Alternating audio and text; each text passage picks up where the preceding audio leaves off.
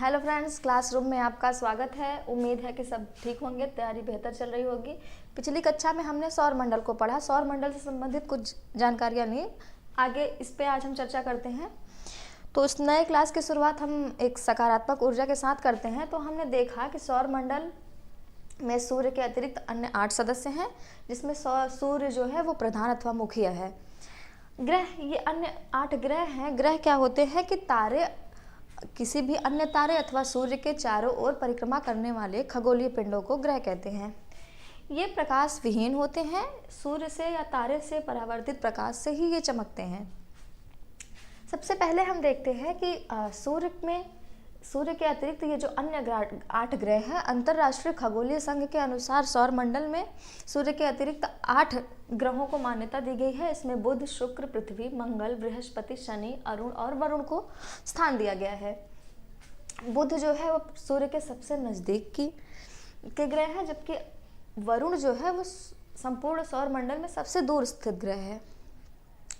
इस सौर मंडल में सबसे बड़ा ग्रह जो है वो बृहस्पति है और सबसे छोटा ग्रह बुध है। ग्रह क्या होते हैं कि एक मिनट, ये सभी ग्रह सूर्य की परिक्रमा एक दीर्घवृत्ताकार कक्षाओं में कर रहे हैं।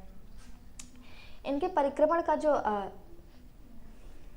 सामान्यतः ये घड़ी की सुई की विपरीत दिशा में सूर्य की परिक्रमा कर रहे हैं, अर्थात पश्चिम से पूर्व में। जबकि शुक्र अरुण जो है वो पृथ्वी सूर्य की परिक्रमा घड़ी की सुई की दिशा में अर्थात पूरब से पश्चिम दिशा में कर रहे हैं। ये जो ग्रह हैं, इनकी गति सूर्य से या इनकी गति की समयावधि सूर्य से दूरी के अनुसार है, अर्थात सूर्य से दूरी पर निर्भर करती है। जैसे जैसे ये सूर्य के समीप होते हैं, ये ग्रह सूर्य के समीप होते हैं, इनकी गति बढ़ जाती है, अर्थात सूर्य से दूर होने के कारण इनकी गति कम है। सामान्यतः क्या होता है कि बुध, शुक्र, पृथ्वी, मंगल, बृहस्पति में हाइड्रोजन, हीलियम और मीथेन गैस की अधिकता है। अतः इन ग्रहों को नग्न आंखों से देखा जा सकता है, जबकि अन्य बाकी 3 ग्रहों को नग्न आंखों से देखा नहीं जा सकता। इन ग्रहों का वर्गीकरण किया गया है सूर्य से दूरी के अनुसार अथवा द्रव्यमान के अनुसार। इन ग्रहों को 2 भागों में विभाजित किया गया है। इन 4 ग्रहों को पार्थिव ग्रह कहते हैं, जबकि इन 4 ग्रहों को जोवियन ग्रह या फिर बृहस्पति ग्रह कहते हैं। द्रव्यमान के अनुसार इनको पार्थिव ग्रह कहते हैं, इनको बृहस्पति ग्रह कहते हैं। जबकि सूर्य से दूरी के अनुसार इनको आंतरिक ग्रह, इनको बाह्य ग्रह कहते हैं, इनको ठोसीय ग्रह और इनको गैसीय ग्रह कहते हैं। इतना नोट करिए।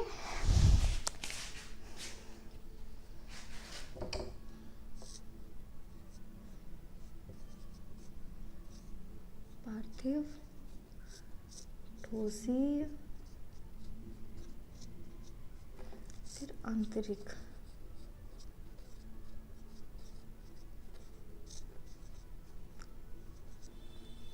और इन ग्रहों को जो है बृहस्पति ग्रह या फिर जोवियन ग्रह,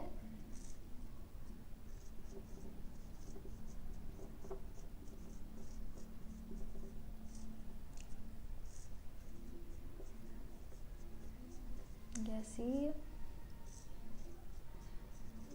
बाह्य ग्रह। द्रव्यमान के अनुसार इन चारों ग्रहों को पार्थिव ग्रह इसलिए कहते हैं क्योंकि इन चारों ग्रहों में सबसे अधिक द्रव्यमान जो है वो पृथ्वी का है, जबकि बृहस्पति ग्रहों में सबसे अधिक द्रव्यमान जो है वो बृहस्पति का है। हालांकि मंगल और बृहस्पति के मध्य एक क्षुद्र ग्रह की पेटी पाई जाती है। ये एक पेटी है, ये क्षुद्र ग्रह की है, एस्टेरॉइड की पेटी है, एस्टेरॉइड बेल्ट है। ये जो है ये आंतरिक ग्रहों और बाह्य ग्रहों का विभाजन करती है। पार्थिव ग्रह अपेक्षाकृत ठोस होते हैं।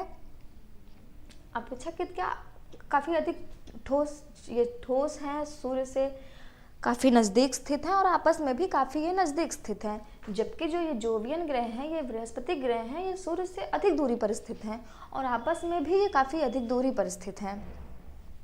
ये ठोसीय ग्रह, ये ठोस है, जबकि ये प्लाज्मा के रूप में अर्थात तरल में पाए जाते हैं या फिर गैसीय पाए जाते हैं। बुध में और पृथ्वी के एक उपग्रह चंद्रमा में वायुमंडल की अनुपस्थिति है, जबकि बाकी इन ग्रहों में इनमें वायुमंडल है। पृथ्वी का वायुमंडल जो है वो ऑक्सीजन और नाइट्रोजन से बना है, जबकि शुक्र और मंगल का जो वायुमंडल है उसमें कार्बन डाइऑक्साइड की अधिकता है। कार्बन डाइऑक्साइड की अधिकता के कारण ही शुक्र ग्रह पे, शुक्र जो कि पृथ्वी के काफ़ी नज़दीक है, लेकिन यहाँ जीवन संभव नहीं है। कार्बन डाइऑक्साइड की वजह से क्या है कि वहाँ गर्मी बहुत अधिक होती है, अर्थात बहुत अधिक गर्मी की वजह से ये एक तरीके से प्रेशर कुकर की भांति व्यवहार करता है। यहाँ जीवन की कल्पना नहीं की जा सकती, जीवन संभव नहीं है। जबकि पृथ्वी के ही करीब मंगल ग्रह स्थित है। मंगल ग्रह पे जीवन की स्थिति है या फिर जीवन संभव है, इसके बारे में चर्चा हम अगली क्लास में तो करेंगे। अभी आगे देखते हैं सब जोवियन ग्रह में क्या है।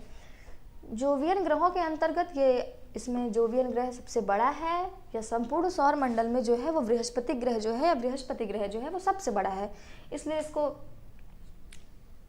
बृहस्पति ग्रह कहते हैं। लेकिन है क्या कि ये गैसीय है। हालांकि ये काफ़ी छोटे ग्रह हैं, लेकिन इन ग्रहों का जो द्रव्यमान है वो कम है, क्योंकि ये सारे जो ग्रह हैं वो गैसीय ग्रह हैं। ये बाह्य ग्रह के अंतर्गत आते हैं। शुक्र अपना परिक्रमण काल सबसे कम समय में पूरा कर लेता है, जबकि बृहस्पति अपना परिक्रमण काल सर्वाधिक लंबे समय में करता है। एक मिनट, सॉरी।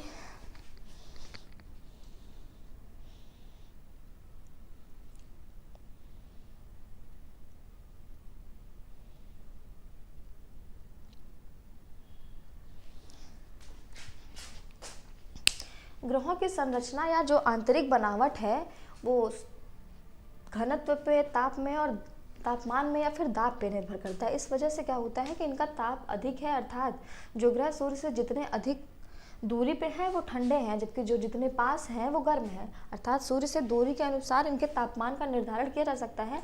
हालांकि इनके कुछ अपवाद हैं। बुध जो ग्रह है वो सूर्य से काफ़ी नज़दीक, अर्थात सबसे नज़दीक है, लेकिन इसमें तापांतर जो है लगभग 600 डिग्री सेंटीग्रेड तक पाया जाता है, इसलिए इसमें तापमान के लिए कुछ नहीं कहा जा सकता। अर्थात दिन में इसका तापमान रेगिस्तान की भांति सबसे गर्म होता है, तप्त प्रदेश जैसा होता है, जबकि रात में इसमें बर्फीले तूफान होते हैं। इसलिए ये अपवाद को छोड़ के बाकी अन्य ग्रहों के साथ ऐसा है कि ये सूर्य के दूरी के अनुसार इसमें गर्मी पाई जाती है। शुक्र सर्वाधिक गर्म है, लेकिन उसका कारण सूर्य से दूरी नहीं है, उसका कारण है कि इसमें कार्बन डाइऑक्साइड की सर्वाधिक मात्रा पाई जाती है। 98% जो कार्बन डाइऑक्साइड की मात्रा यहाँ पे पाई जाती है। मंगल ग्रह में जीवन संभव है क्योंकि यहाँ ऋतु परिवर्तन होता है। ऋतु परिवर्तन अर्थात ये अपने अक्ष पे 23.5 डिग्री झुका हुआ है, आधार तल से 66.5 डिग्री का कोण बनाता है। मंगल अपने अक्ष पे 25 डिग्री, लगभग 25 डिग्री का पर झुका हुआ है। मंगल ग्रह जो है वो अपने अक्ष पर लगभग 25 डिग्री झुका हुआ है, अर्थात अपने आधार तल से 75 डिग्री का कोण बनाता है। यहाँ भी ऋतु परिवर्तन होता है। ऋतु परिवर्तन होने की वजह से मंगल ग्रह पर जीवन संभव है। इस पर भी चर्चा हम विस्तार में करेंगे। बृहस्पति ग्रह क्या है कि संपूर्ण सौर मंडल का सबसे बड़ा ग्रह है, लेकिन हाँ ये गैसीय अवस्था में पाए जाते हैं। ये बृहस्पति, शनि और वरुण ग्रहों में एक वृत्त के चारों ओर वृत्ताकार वलय पाए जाते हैं। अरुण ग्रह जो है वो अपने अक्ष पर लेटा हुआ है, अर्थात इसको लेटा हुआ ग्रह कहते हैं। सौर मंडल से संबंधित ये कुछ मुख्य जानकारियाँ थी। आगे एक एक ग्रहों के बारे में हम अधिक जानकारी जो है व फिर जो विस्तृत जानकारी है, डिटेल एनालिसिस है, वो हम अगली क्लास में करेंगे। अभी के लिए धन्यवाद।